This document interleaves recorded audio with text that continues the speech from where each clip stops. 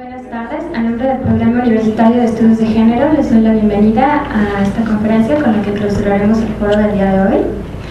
Nuestro ponente es Joaquín Barrientos. Él es profesor en la Universidad de Columbia y se especializa en cultura visual y arte contemporáneo. Bueno, muchísimas gracias por la introducción y gracias también a Elena por la invitación al programa. Venir a la UNAM es un gusto porque yo estudié aquí, hace muchos años que no vivo en México, pero me siento así gustoso de estar acá. Gracias a ustedes también por venir. Y lo primero son algunas justificaciones, como vieron en las líneas que leía en la introducción, que te agradezco mucho. En realidad yo no trabajo con cuestiones directamente de arte, así que cuando me invitó Elena a hacer la presentación, pues me dio mucho gusto y me entusiasmó porque es un tema absolutamente vital y central, sobre todo cuando se cruza con la cuestión de género y las políticas de representación. Y después, ya cuando estaba preparando el texto, me asustaba porque decía, bueno, en realidad hay gente que hace trabajo de campo en las cárceles que yo no tengo, ¿no? Y les cuento todo esto porque justamente esa distancia es estar fuera de lo que pasa dentro, es decir, la invisibilidad de lo que sucede ahí, tanto de la gente que ingresa a hacer trabajos con proyectos de pedagogía estética, como de la vida misma del sujeto recluido, son en buena medida el tema de la conferencia. Entonces, bueno, les voy a leer y voy a ir comentando algunas cosas. Ante las preguntas, ¿qué puede hacer el arte para transformar el imaginario jurídico, el complejo carcelario y la experiencia misma de la vida en reclusión? Suele existir un explícito consenso institucional, moral y estético. El arte recupera al sujeto recluido como sujeto social y humaniza la violencia que es inherente al acto de privar de la libertad a otro sujeto al cual, al menos jurídicamente, se le reconoce como igual. Más allá del arte en cuanto tal, de sus cualidades plásticas y de sus configuraciones estéticas, el arte producido en la cárcel se le atribuye una función terapéutica o, vamos a decir, farmacopolítica, a decir que los sujetos experimenten la libertad, aunque sea temporalmente, a pesar de que vivan en un estado de reclusión permanente.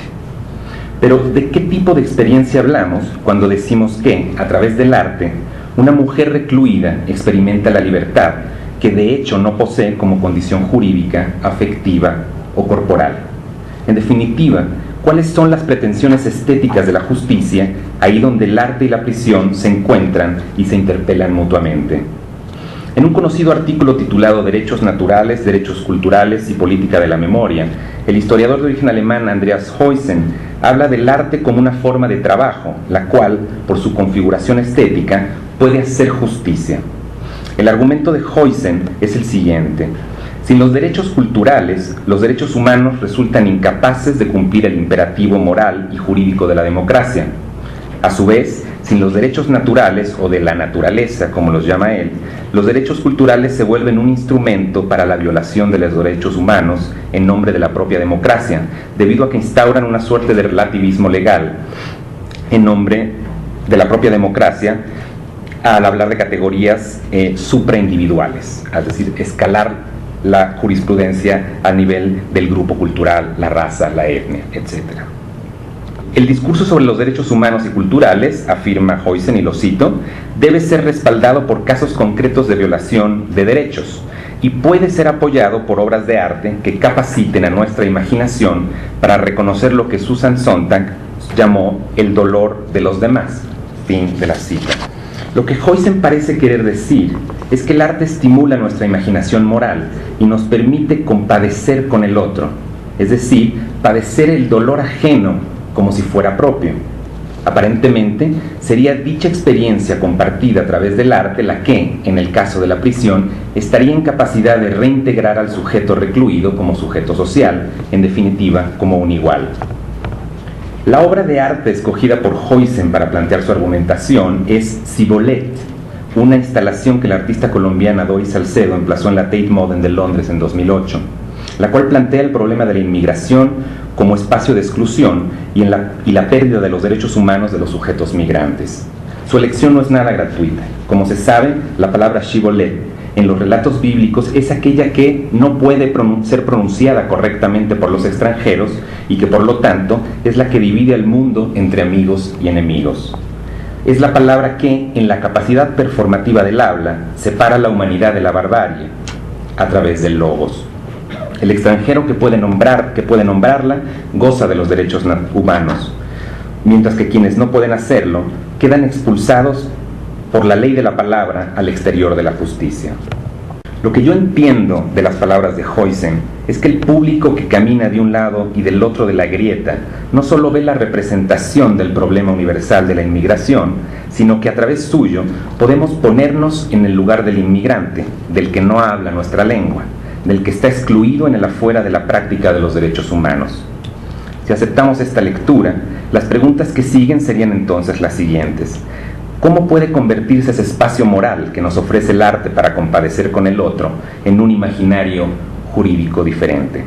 Es decir, ¿cómo pasamos del reconocimiento del dolor ajeno a una transformación jurídica de las formas en las que imaginamos la ley e institucionalizamos la norma que excluye y define quién es y quién no es ciudadano, quién es y quién no es un sujeto enfermo o normal?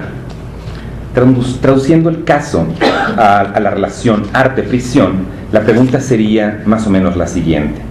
¿Cómo convertimos la experiencia de la libertad que tiene lugar en el estado de reclusión en un instrumento para desmantelar el complejo carcelario, en tanto que el lugar en el que se produce, se corporiza y se legitima la categoría delincuente o mujer delincuente?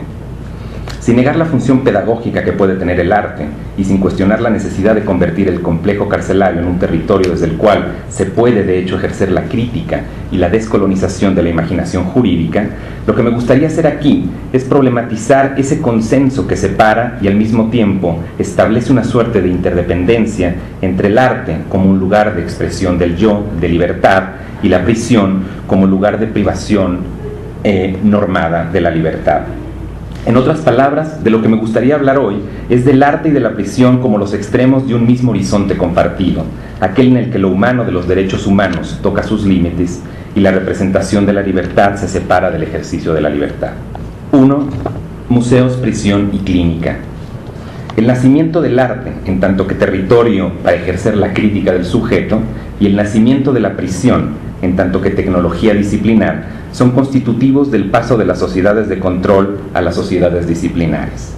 El arte y la prisión se consolidaron como tales hasta final del siglo XVIII, de la mano de aquello que Michel Foucault definió en 1973 como el nacimiento de la clínica.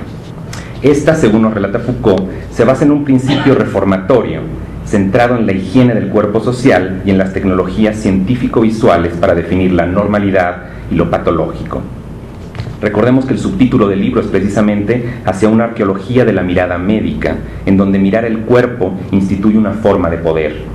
La clínica de la que nos habla Foucault no es por lo tanto una forma de poder centrada en la espectacularización de la ley, sino en el ocultamiento del castigo. Este se expresa públicamente y se inscribe en el cuerpo social justamente porque no se ve. El nacimiento de la clínica conlleva por lo tanto la aparición de una serie de sofisticadas tecnologías visuales que ordenan los afectos y disciplinan el deseo en un juego de opacidades y transparencias. Dan a ver la invisibilidad de la ley, mientras que naturalizan el castigo en el interior del cuerpo. Lo que la mirada médica posibilitó fue que, a través de la idea del cuidado del sujeto, fuera la propia subjetividad la que terminara por adherir la norma y la ley al cuerpo social. La institucionalización de un sistema carcelario basado en el modelo benthamiano del panóptico es por lo tanto constitutiva del nacimiento de la clínica. Como lo ha demostrado, por otra parte, el crítico británico Tony Bennett, la opacidad del castigo en la prisión necesitó de un contrapeso social. El museo público, educativo y reformista nació de la mano de la clínica con la idea de institucionalizar un principio estético de higiene social, y nació además con la pretensión de hacer absolutamente transparente y público el objeto artístico, ese objeto precioso, excepcional, que había estado guardado en los espacios más íntimos de los palacios aristocráticos y burgueses. En su libro El nacimiento del museo, Bennett demuestra cómo el museo público de finales del siglo XVIII surgió con un propósito reformista: dar a ver el interior de los gabinetes de curiosidades con la intención de curar la salud de la plebe y así garantizar la salud del cuerpo social. Hacia principios del siglo XIX, el objeto artístico opera ya en el interior del museo como un instrumento farmacopolítico. Es a esto a lo que Bennett se refiere con su idea del complejo expositivo, el cual ocupó el lugar de visibilidad social que había dejado vacío el castigo público cuando éste fue desplazado al interior del sistema carcelario. La catarsis estética del cuerpo social en el interior del museo operó desde entonces como la representación del castigo que, en el interior del museo mismo, del castigo que, por salud moral, tenía que saberse pero sin ser visto. Como ha demostrado el propio Bennett, esta mutación institucional de la clínica apareció en los grandes centros urbanos europeos con la intención de purificar la esencia criminal del delincuente. La experiencia estética, se argumentó con vehemencia en aquellos años, tenía un efecto terapéutico y reformatorio, descargaba el peso de una sociedad altamente industrializada y ofrecía un espacio de comunión moral. Así, lo que se ve en el museo y lo que no se ve en la prisión constituyen dos fuerzas interdependientes. De lo anterior se deduce que no hay nada gratuito en el hecho de que el museo público y pedagógico haya nacido al mismo tiempo que la prisión panóptica. Autonomía del objeto artístico, materialización de la ley en el cuerpo recluido y nacimiento de la mirada clínica resultaron por lo tanto inherentes a un mismo tipo de tecnología disciplinar. En su aparente distancia y explícito antagonismo, el arte y la prisión informan y complementan la ley, la subjetividad y la ética de la modernidad tardía. Como puede verse, el arte en tanto territorio libre para el ejercicio de la crítica del sujeto y la prisión en tanto que territorio definido por la ausencia de libertad se balancean en los extremos de una misma tecnología de poder, dos caras de una misma moneda. 2. Arte, vida y representación.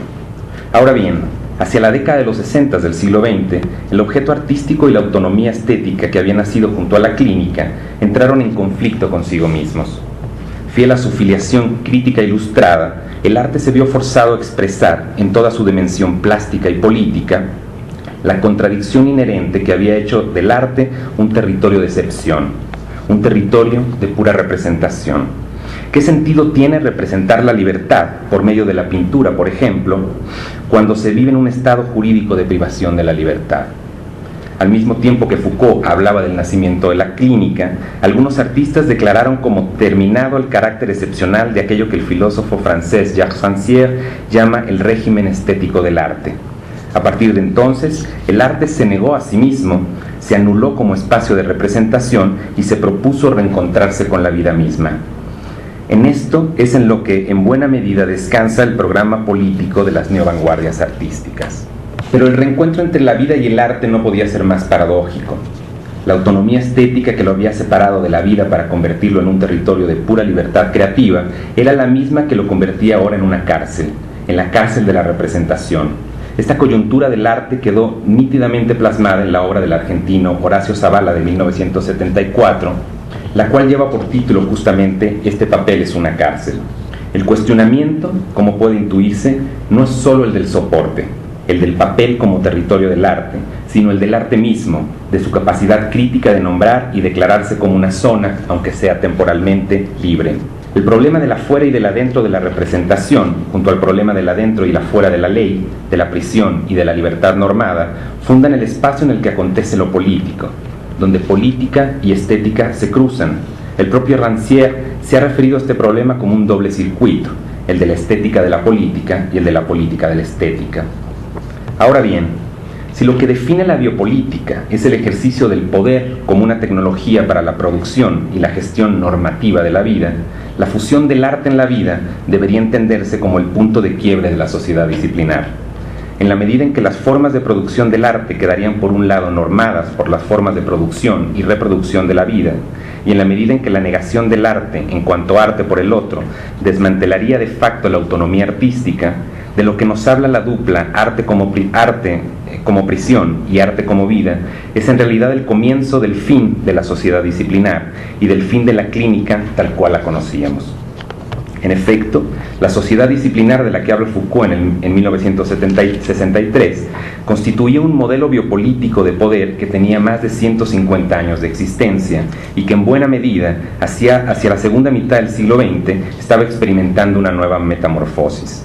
Hay que recordar que buena parte de las instituciones construidas bajo el régimen disciplinar de la mirada clínica fueron desmanteladas o reconvertidas en la década de los 60 y que muchas de ellas, cárceles, fábricas, reformatorios, hospitales, etc., son utilizados hoy como zonas de entretenimiento, museos y centros culturales.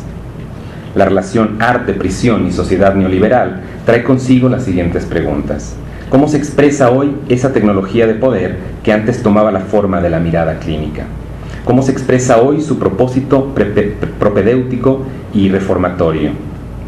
La filósofa feminista y activista queer Beatriz Preciado ha intentado responder a esta pregunta y ha propuesto que el fin de la clínica le corresponde a la emergencia de la sociedad somatopolítica, como ella la llama, es decir, aquella que construye la diferencia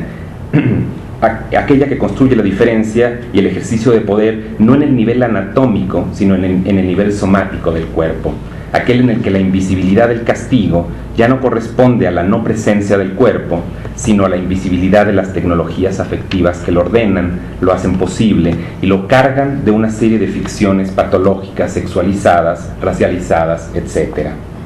El cuerpo como una máquina somática. Si miramos el sistema carcelario actual como parte del cuerpo social, vemos que aunque sigue inmerso en una oscura relación económica con el Estado, la separación entre el adentro y el afuera, entre reclusión y libertad, han perdido las fronteras que hacían del arte y la reclusión contradicciones inherentes, antitéticas.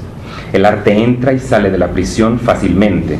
No solo que se produce de manera masificada en la prisión, sino que se ingresa al mercado con una flexibilidad y eficacia que antes no tenía y que los cuerpos no tienen. De hecho, la categoría jail art o arte de prisión, al menos en Estados Unidos, constituye todo un nicho de mercado. También la categoría arte de mujeres en la prisión o woman jail art comienza a estandarizarse y a ocupar un papel en las políticas públicas de los gobiernos.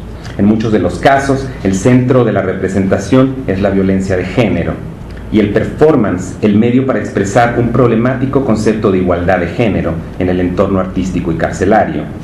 Lo que nos encontramos en muchos de estos casos es que la invisibilidad del castigo es sustituida por nuevas pedagogías de la visión, el arte como comunión neoliberal de los derechos humanos. Los procesos de desindustrialización y reconversión urbanas han hecho además de las cárceles, los hospitales y las fábricas lugares de entretenimiento masivo. Un caso emblemático es el nuevo Museo de Arte de Río, inaugurado este mismo año, el cual está emplazado en el edificio que sirvió a la policía político-militar brasileña para perpetrar torturas indescriptibles durante toda la dictadura hasta el 85. Este edificio, reconvertido en un complejo expositivo, se llama hoy Escuela del Mirar, paradójicamente.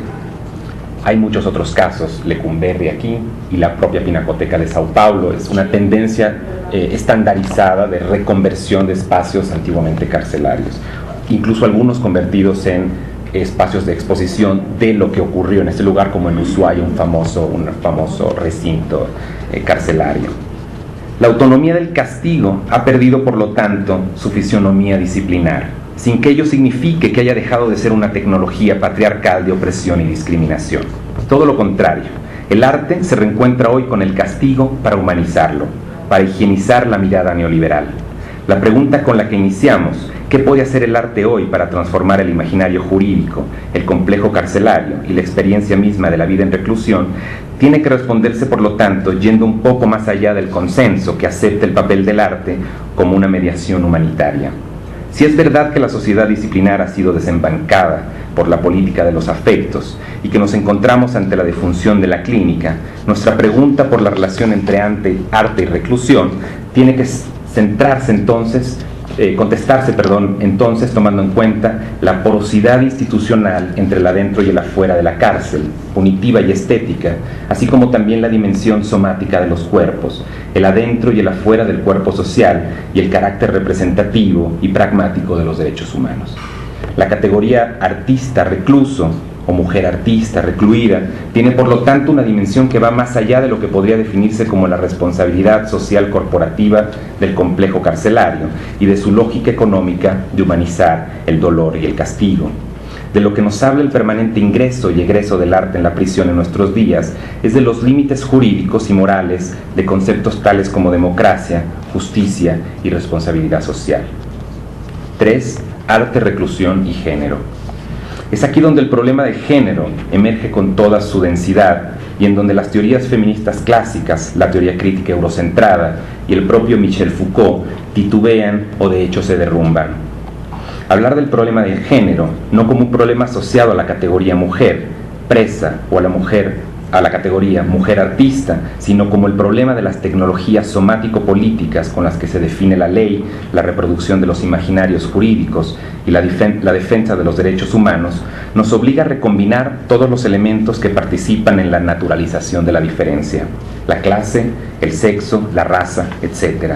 Es decir, nos obliga a pensar el territorio del arte y el espacio de la prisión desde la interseccionalidad, como lugares regulados por una forma de poder heteronormativa. Existen sin lugar a dudas una buena cantidad de obras de arte, proyectos artísticos y trabajos de pedagogía estética que se centran en el problema de la cárcel como tecnología disciplinar. Se podría hacer incluso con cierta facilidad un catálogo de obras que son, en buena medida, la plasmación postclínica del problema del nacimiento de la clínica de la que nos hablaba Foucault. Es decir, un catálogo de obras producidas tanto por hombres como por mujeres, las cuales, si bien aparecieron después de lo que Beatriz Preciado denomina la disfunción de la clínica, de lo que nos hablan es precisamente de las tecnologías de poder de la mirada clínica. Son, con toda legitimidad, formas artístico-arqueológicas del nacimiento de la clínica.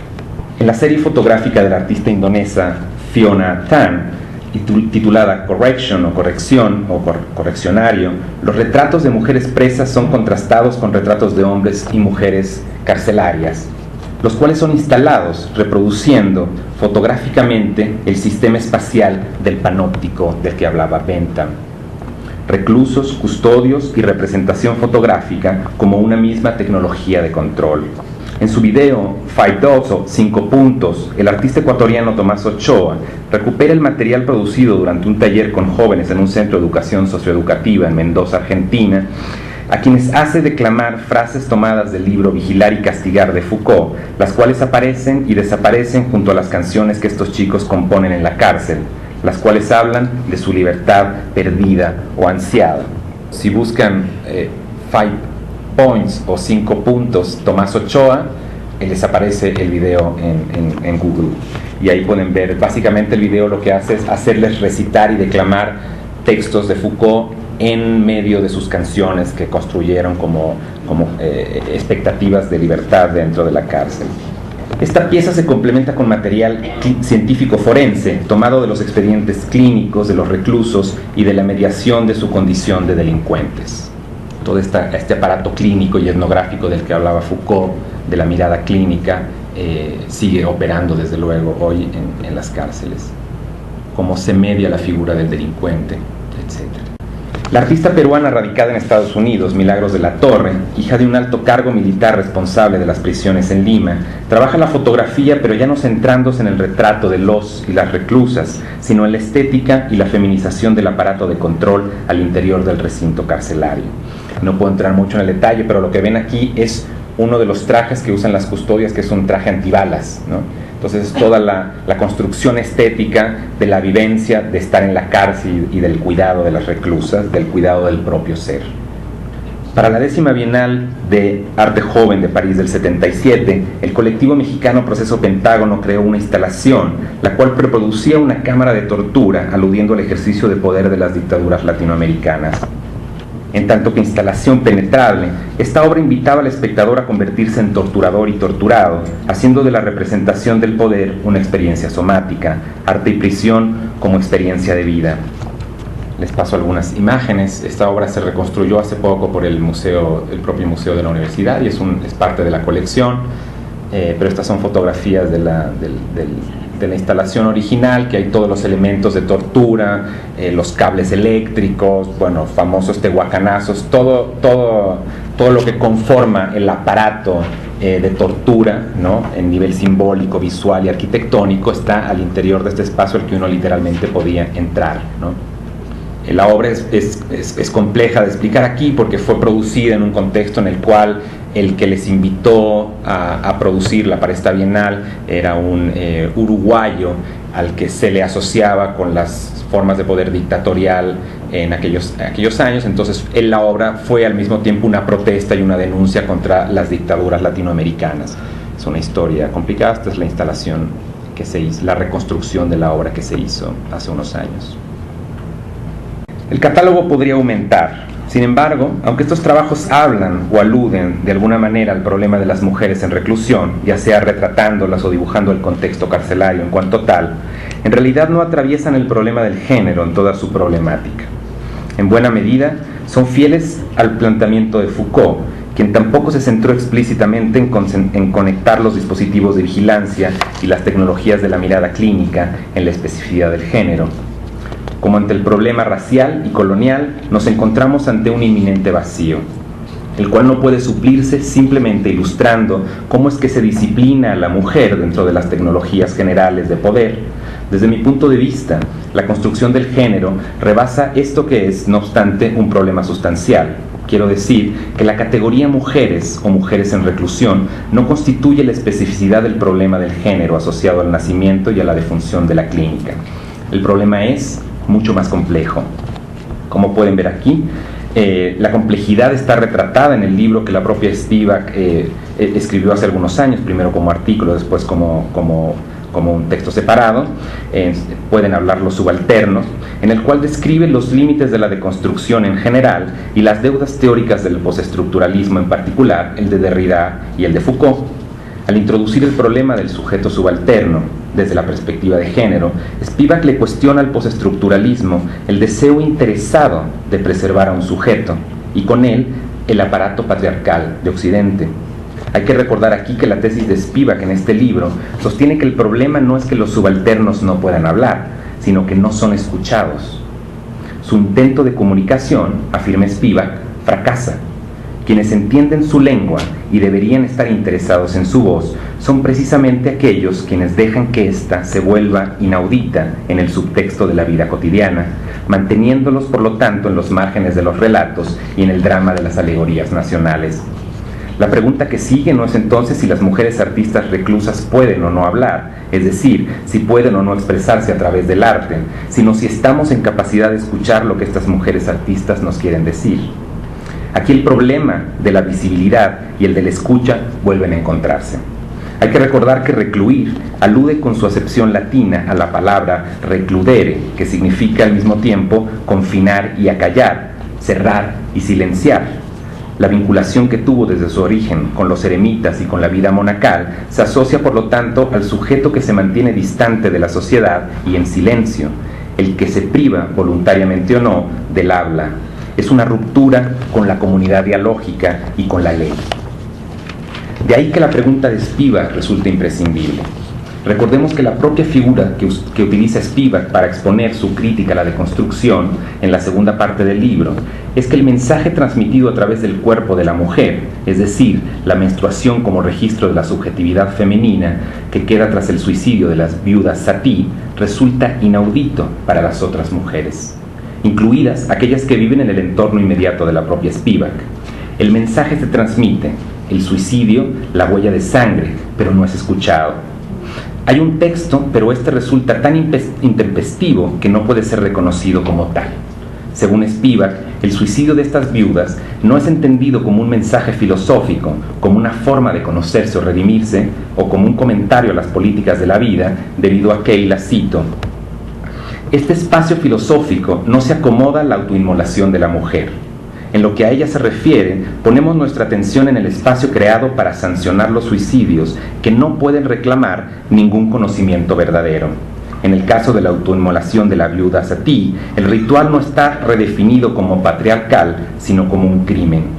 Esta simetría legalmente programada en el estatus del sujeto, que efectivamente define a la mujer como objeto de un marido, opera obviamente en interés del estatus del sujeto masculino legalmente simétrico. Fin de la cita.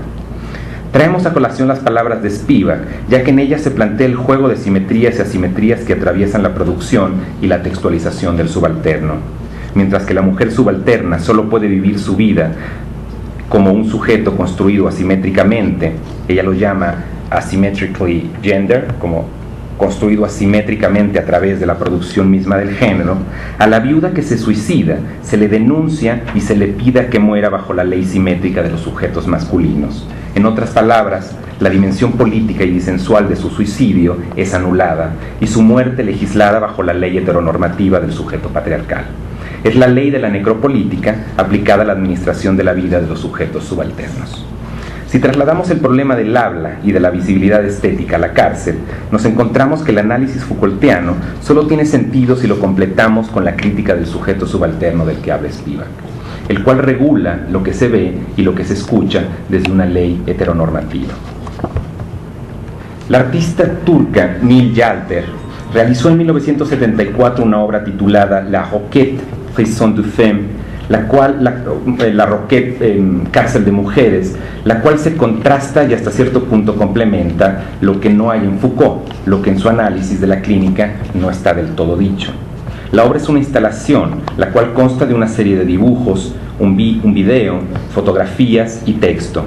La obra fue realizada junto a otras dos artistas, en colaboración Judy Blom y Nicole Crozet, y sobre todo en colaboración con Mimi, una expresidiaria de la cárcel conocida como la Petite Roquette. Esta cárcel conformó junto a la Grande Roquette el primer complejo presidiario construido como un panóptico en 1836 y sirvió al propio Foucault para llevar a cabo sus trabajos sobre la vigilancia y el castigo. La voz que se escucha en el video es la narración en primera persona de la propia Mimi, quien tenía la intención de narrar sus experiencias en prisión y encontró en la propuesta de Nil Yalter un vehículo ideal para hacer público su experiencia como reclusa. Se trata, por lo tanto, de un diario íntimo. Su boca aparece en la imagen describiendo una serie de objetos cotidianos que formaban parte de su vida y narrando sin tapujos las violaciones homosexuales infligidas por las propias custodias monjas al interior de la cárcel. Ante lo que nos encontramos es entonces ante algo más que la propia violencia de género. La heteronormatividad que rige la sexualidad en estado de libertad se reproduce a través de una forma disciplinaria que se organiza por medio de una violencia homosexual en el interior de la cárcel. Lo que relata Mimi es una forma de patriarcado homonormativo, el cual se desprende y está en mutua dependencia con la regulación heteronormativa de la libertad como condición jurídica. De lo que nos habla el mundo íntimo de la Roquette, en la boca de la propia Mimi, es entonces de la invención de las patologías asociadas a lo femenino que constituyeron el fundamento del nacimiento de la clínica, las cuales paradójicamente regresan y se expresan en el interior, tanto en el interior como en el exterior de la cárcel.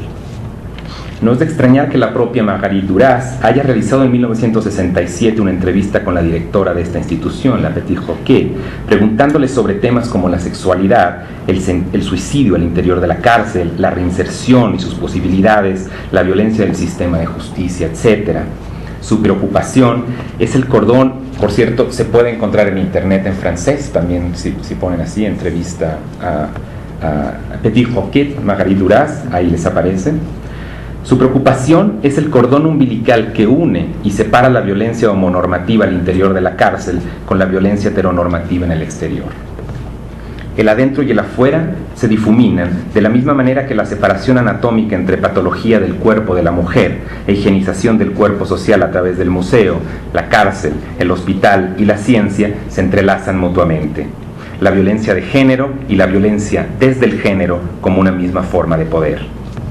Este juego de adentros y afueras, de opacidades y visibilidades normadas, está plasmado en el vídeo a través de la representación del muro de la prisión, frente al cual desfilan los objetos más íntimos de la vida carcelaria, evaporándose hacia el exterior con una mano que los toma y los acoge.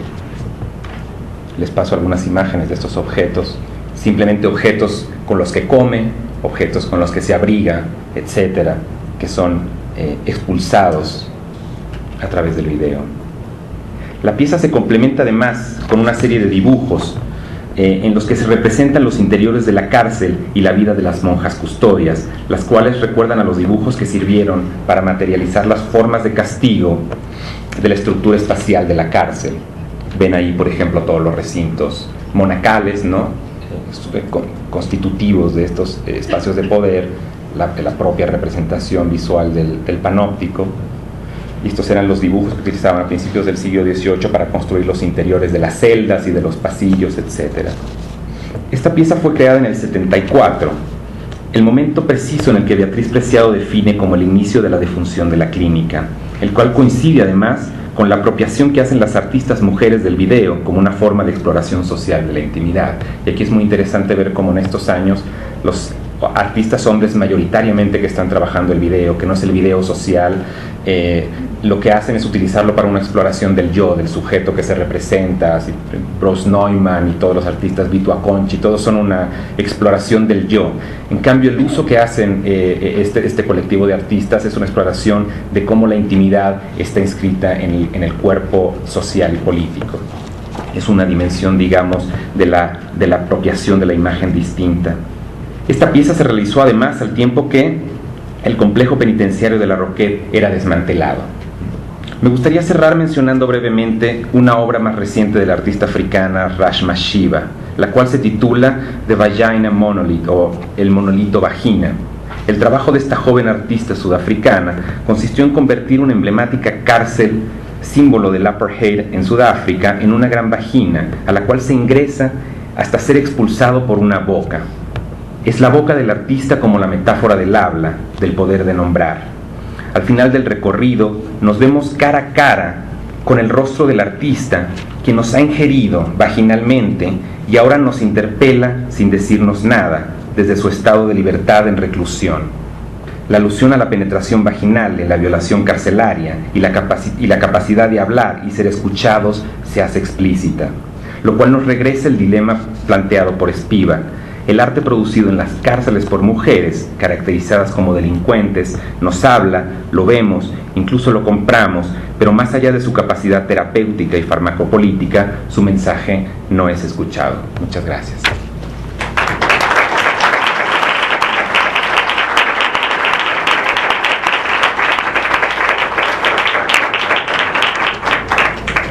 Muchas gracias por la presentación de este texto, que sin duda nos lleva a la reflexión de todos los vínculos que existen entre reclusión, género, arte y representación en sentido amplio. A continuación escucharemos el comentario de la doctora Elena López. Bueno, gracias Eloísa por la presentación y muchísimas gracias a Joaquín por una intervención que ha sido muy sugerente, que yo he escuchado con muchísima atención, porque bueno, creo que involucra un cruce de muchos elementos que a fin de cuentas es lo que todo el equipo que hemos presentado, o sea, que hemos preparado y organizado este evento y este foro es lo que queríamos, ¿no? O sea, hemos prometido en el título una serie de cosas y una de ellas son aproximaciones interdisciplinares. Entonces, no podíamos esperar intervenciones, y sobre todo en el caso de las dos magistrales que yo creo que han sido excelentes, tanto la de la mañana como la de ahora, lecturas como unidireccionales, unívocas y sencillas. Entonces, bueno, he tenido mucha chamba que hacer mientras Joaquín exponía todas las cosas que nos ha presentado de una manera tan sofisticada. Yo también lo que estaba pensando es que la magistral de la mañana, la magistral de la doctora Elena Zaola, ella hizo hincapié en algo que yo creo que toda la gente que trabajamos bien desde la teoría, bien desde la academia, bien desde el activismo o bien desde el cruce de las dos cosas en proyectos que son muy difíciles pero muy ilusionantes de investigación-acción, como el proyecto que coordina la doctora María Isabel Auster-Goitia y que presentamos hoy a las 2 de la tarde,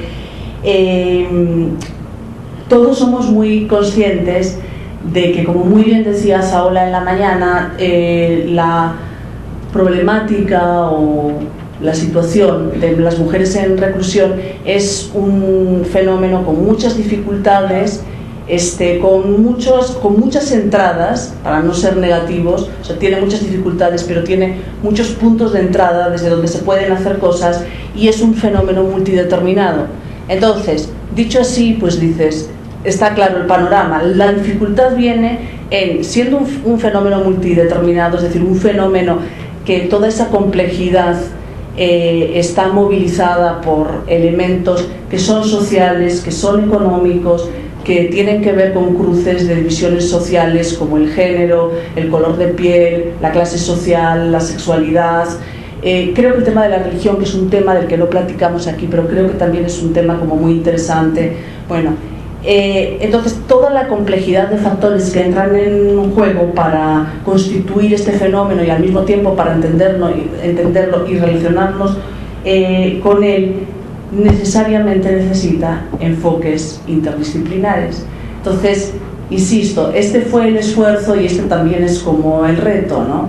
Cómo hacerlo de una manera que sea una manera productiva, que sea una manera inteligente, que sea una manera que promueva algo de lo que también se ha platicado mucho aquí, que son nuevos imaginarios, nuevos vocabularios, pero además también con capacidad de intervención social, de transformación, ¿no? Entonces, algo que me daba, la verdad, mucha curiosidad era, por un lado, cómo Joaquín iba a plantear lo que nos prometía en un título que a mí me resultó muy sugerente y estaba deseando conocer el contenido de la intervención, porque es un título que habla de los límites estéticos de la justicia. Entonces, alguien puede decir, chin, es un título un poquito negativo ya, ¿no? En principio, pero negativo, o sea, con una negatividad como muy politizada, así lo entendí yo, y estaba como tenía mucha curiosidad por ver cómo Joaquín iba a desarrollar lo que prometía en el título, y también tenía mucha curiosidad por saber cómo íbamos a ser capaces, porque mi comentario sí quiere ser desde luego una respuesta, un diálogo directamente con la intervención de Joaquín, pero también quiere ser una provocación a ustedes.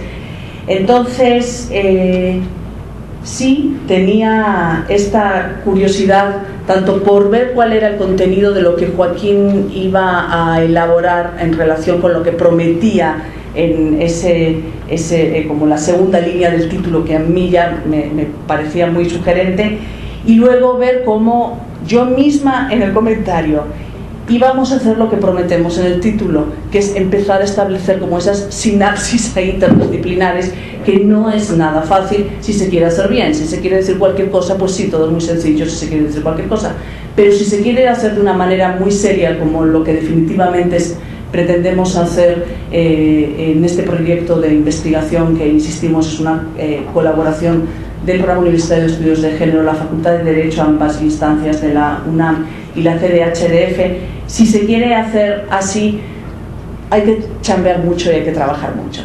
Entonces, yo lo que encontré ahora en la intervención de Joaquín fueron un montón de cosas.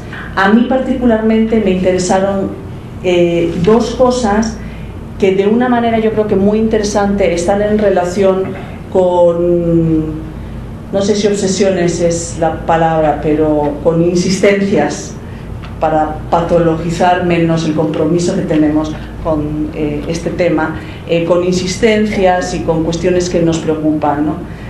La primera de ellas, y así es como habría Joaquín, de una manera que inmediatamente yo creo que convertía su intervención en una intervención con un impulso político muy interesante, es ¿qué puede hacer el arte, ¿no? O sea, ¿qué puede hacer el arte en un contexto, por ejemplo, como el que a nosotros nos interesa, pero en los muchos contextos de desigualdad social que lamentablemente vivimos, ¿no? O sea, me pareció muy interesante, por un lado, porque inmediatamente me recordó la intervención o lo puse en contacto con la intervención de Alberto Muñoz, un muy querido colega y amigo y colaborador en el proyecto de Mujeres en Espiral, y que, bueno, les recuerdo que es el coordinador de la clínica jurídica, que ahora al ratito les volveremos a recordar cuál es este mecanismo que hemos diseñado, o que Marisa ha diseñado y nosotras hemos seguido alimentando del proyecto de investigación, porque sí es un poco a lo mejor compleja toda la dinámica. Bueno, Alberto hoy en la mañana platicaba de cosas que a mí me resulta muy interesante, y me parece de esos momentos como realmente como productivos, iluminadores, que uno apunta para seguir trabajándolos como mucho más en profundidad y más exhaustivamente, que es cuando tú escuchas desde otro lugar disciplinar, por llamarlo de alguna manera, cuestiones en las que desde tus cruces disciplinares no habías pensado. Hoy Alberto estaba en la mañana platicando, por ejemplo, de algunos de los trabajos que hacen las internas que tienen que ver con proyectos artístico-pedagógicos, de convertirlos, si entendí bien, en lo que tiene que ver con el proceso, en sus propios procesos, convertirlos en pruebas periciales, y me parecía muy interesante, ¿no? Por seguir polemizando ahora con Alberto, o sea, ya está abierto no solo con Joaquín, sino también con Alberto, pero realmente no es polemizar, sino es plantear cosas que son muy difíciles. Es que de todos modos una intención como la que expresaba Alberto en la mañana seguramente se vaya a encontrar con todas las dificultades que tienen que ver con estructuras epistemológicas de muy largo aliento, modernas en el sentido, además que estuvo explicando muy bien Joaquín, que tienen que ver con cosas, por ejemplo, como qué cuenta como verdad, desde dónde se produce la verdad, qué cuenta como una prueba, cuenta igual como una prueba una confesión extraída en el procedimiento estándar, que yo desconozco cuál sea, que un dibujo, por ejemplo, ¿no? Como para mí sí, pero bueno, el hecho histórico sería también como seguir pensando en ese sentido, y en ese sentido eso nos remitiría inmediatamente a otra de las preocupaciones de Marisa desde hace mucho tiempo, y que figura como uno de los elementos articuladores de todo el proyecto, que tiene que ver con el impulso pedagógico, ¿no? O sea, realmente sin una transformación de la imaginación jurídica, cultural, de la ideología de género, es difícil también implementar toda una serie de estrategias, pero también como viceversa, ¿no? Por eso es tan complejo. Sin intentar toda esta serie de estrategias parece que tampoco se puede hacer un impulso pedagógico. Pues tiene que haber como una simbiosis entre todos estos distintos ámbitos, el pedagógico, el jurídico, el cultural, etc. También hablaba de una manera un poco de sentido común, pero creo que había que tomarla también en cuenta, de lo artístico, Alberto en la mañana, como una manera de conseguir beneficios, ¿no? Entonces, y en eso también habría que tener cuidado, porque alguien me comentaba hace poco que no sé decirles en qué hacer eso, pero no se obtenían los mismos, no sé si se dicen puntos, o los mismos beneficios a través, por ejemplo, de un proyecto que creo que es muy sofisticado en el diseño, como el que ofrece el PUEG desde el año 2009, y que, bueno, el producto final que vieron son los murales, pero de alguna manera, aunque, bueno, estamos todas enamoradas, por supuesto, de ese producto final, pero de alguna manera es lo más anecdótico, porque hay detrás muchísimo trabajo con todo el equipo que coordina la colega y compañera Adeli, y en el que hemos contribuido todas nosotras, talleres que tienen que ver con memoria personal, que tienen que ver con cuestiones de ciudadanía crítica, etcétera, ¿no?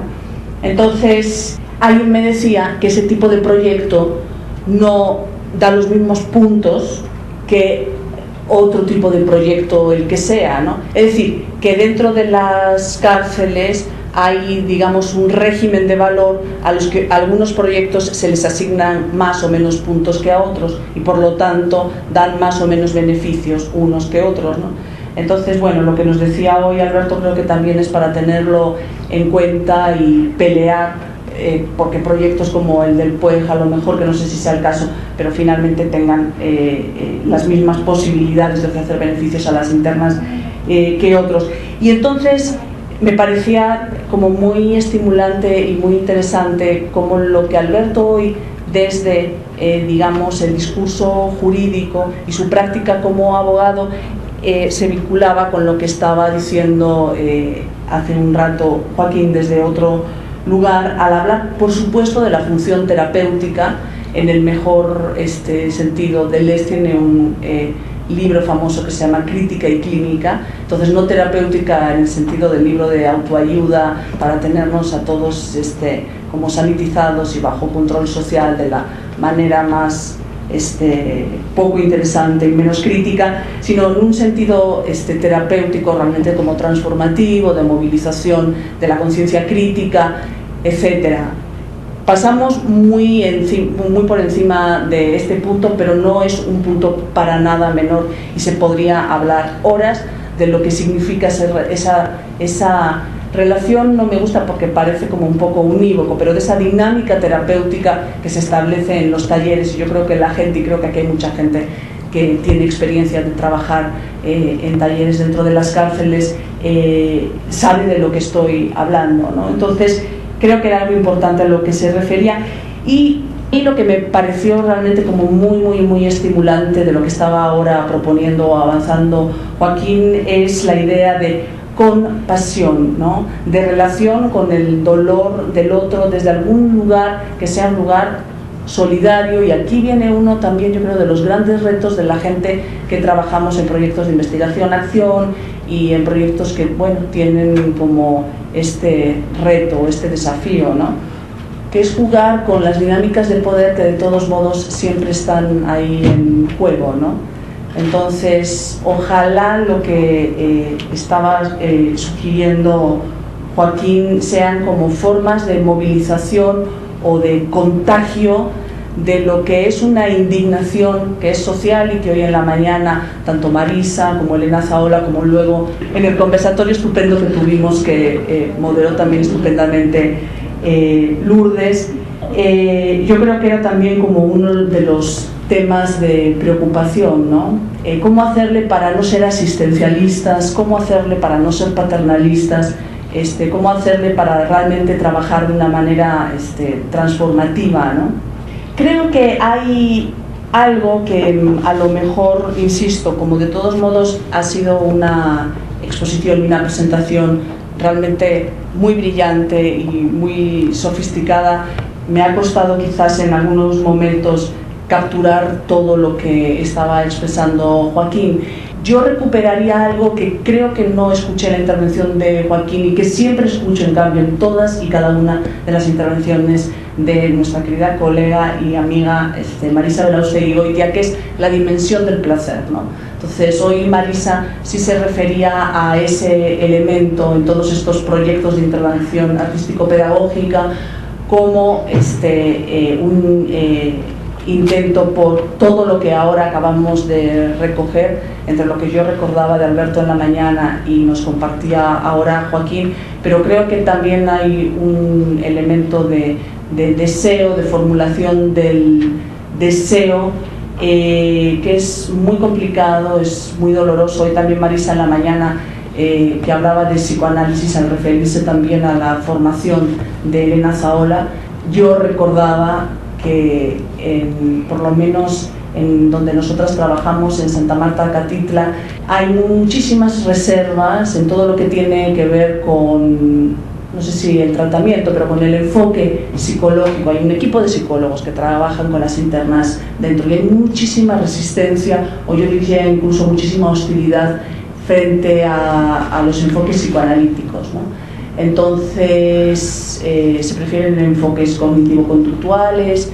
La interpretación de eso no la voy a hacer yo, pero quizás el psicoanálisis lo que tiene o lo que propone o la versión del psicoanálisis en la que estoy pensando es algunos de los aspectos que Marisa siempre insiste, ¿no? Es realmente una aproximación hacia o un intento de ponerse en contacto con el deseo propio, ¿no? Otro punto que me pareció también muy interesante, porque creo que recurrentemente a lo largo de la intervención de Joaquín estaba vinculándose y estaba dialogando con muchas de las cosas que compartieron los ponentes de hoy en la mañana, tiene que ver con cuestiones de modernidad, posmodernidad y de la crisis de algunas de las instituciones obvias y de los dispositivos obvios de la modernidad, ¿no? Entonces me encantó porque Joaquín puso, creo que en un diálogo muy interesante, en una relación muy interesante, el espacio del museo con el espacio carcelario, pero en la mañana también se habló del sistema educativo. Lo que yo estaba pensando es que un poco la conclusión que yo entendía tanto en la mañana como ahora es una cuestión que tiene que ver con la puesta en crisis de todos estos sistemas, la puesta en crisis de la modernidad, aunque bueno, quizás ni siquiera nunca hemos sido modernos, ¿no? Entonces, ¿cómo se va a poner en crisis algo que realmente tampoco nunca ha existido más que como fantasía y como proyecto? Pues bueno, esa sería otra discusión. Ahora, lo realmente también un poco como, no sé, desesperanzador, pensar en algo que también hablaba Elena Zaola hoy en la mañana, y es en el inmenso negocio que son las cárceles en el mundo entero, y ella hablaba del caso mexicano, daba cifras, daba datos, y bueno, creo que nos hizo un panorama de la situación desde el punto estrictamente económico y de rentabilidad económica del sistema penitenciario muy interesante. Entonces, uno diría que si la modernidad, más allá de un proyecto filosófico y de una fantasía de que todos somos iguales y de la ciudadanía, de los derechos del hombre, la mujer, si la modernidad la entendemos también en su dimensión estrictamente económica, es decir, como un proyecto de expansión capitalista, de alguna manera la modernidad va muy bien. Entonces, hay toda una crisis de todas esas promesas de ciudadanía que tienen que ver con todos estos sistemas, pero al mismo tiempo todas ellas funcionales a la lógica del capital, ¿no? Entonces, bueno, ese era otro de los puntos que me parecía que Joaquín de alguna manera recogía o no. Al final no me ha quedado muy claro si efectivamente son unos límites de hasta aquí y ya no hay nada más que hacer, o yo imagino que tanto en el trabajo de Joaquín o en el pensamiento de Joaquín, como quiero entender desde luego desde el proyecto del PUEG, es como siempre, es un poco neurótico, es sí y no a la vez. Por un lado somos muy conscientes de los límites de las intervenciones artísticas. Yo creo que de alguna manera interesante, sobre todo la gente que lleva más tiempo trabajando en Santa Marta, y creo que es 2008-2009, en determinado momento que empezaron, como muy bien explicó Marisa hoy en la mañana, como un proyecto estrictamente artístico.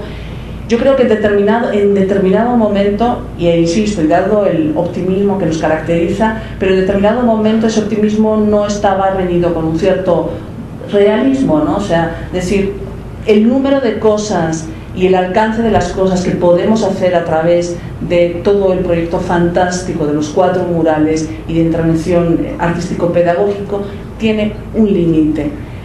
Y en vez de quedarnos en ese límite, yo creo que un poco la propuesta fue cómo potenciar ese límite, ¿no? O sea, una vez que llegas hasta aquí, ¿qué más puedes hacer desde otros lugares? O sea, movernos del lugar nada más de la intervención o de la propuesta artístico-pedagógica. Es ahí cuando nos metemos en la gran aventura, que ya involucra a toda la gente que hoy hemos estado platicando, de intentar armar un dispositivo un poquito más complejo, que ya recuerdan que es un dispositivo que sobre todo lo que quiere es articular la investigación con la intervención artístico-pedagógica y con la práctica jurídica. Bueno, en ese sentido, lo que estaba pensando, el célebre libro de Spivak, tan provocador, de si puede el subalterno y la subalterna hablar, sí o no, qué onda, y lo ponía muy bien ahora porque es de todos modos un pensamiento muy sofisticado también, pero como todo pensamiento sofisticado también hay un núcleo de sentido común y de eficiencia tanto teórica como política, que lo que hay que saber es saber encontrarlo bien, y sobre todo en una escritora tan barroca como Spivak y tan oscura, y saber identificar y saber identificarlo bien. Y creo que Joaquín lo estaba identificando y sintetizando de una manera muy, muy brillante, ¿no? No se trata más bien de entender toda una situación comunicativa, ¿no? No se trata de si se puede hablar o no se puede hablar, se trata de que sencillamente una situación comunicativa lo que necesita es las condiciones de resonancia, necesita hacerse escuchar, necesita hacerse ver, y yo diría también, incluiría, y necesita hacer cosas, ¿no? Entonces, quiero entender, o me lo sugería en la parte final de la intervención de Joaquín, que quizás el proyecto que hemos diseñado y hemos puesto a andar, creo que ya desde enero pasado, o sea, ya llevamos unos meses ahí, el nuevo, el que es más genuinamente interdisciplinar, creo que lo que pretende precisamente es armar o desplegar toda esta serie como de circuitos que quizás, en el mejor de los casos, y yo sí creo que estamos viendo de una manera quizás muy micro, muy local, pero sí estamos viendo como resultados muy ilusionantes, que hagan que esas voces de la subalternidad encuentren sus espacios de resonancia, ¿no? Entonces, bueno, muchas gracias, Joaquín.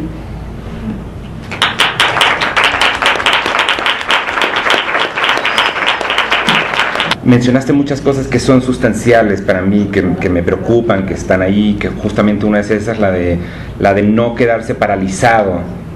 O sea, el contrario de la estética es justamente la anestesia, ¿no? La incapacidad de la acción, porque los sentidos no operan, no tienen agencia política, ¿no? Entonces la idea es justamente medir ese potencial jurídico que tiene el arte, pero no para quedarse parado, sino para encontrar cómo efectivamente un campo sustancial, pero que yo desconozco, pero que no se puede resolver desde dentro de la propia jurisprudencia, es cómo se tipifican casos que aparecen como problemas en el arte para hacer querellas específicas con casos específicos, con comunidades, etcétera, ¿no? Ese es un paso que no damos porque estamos muy ajenos al discurso jurídico y a la filosofía del derecho.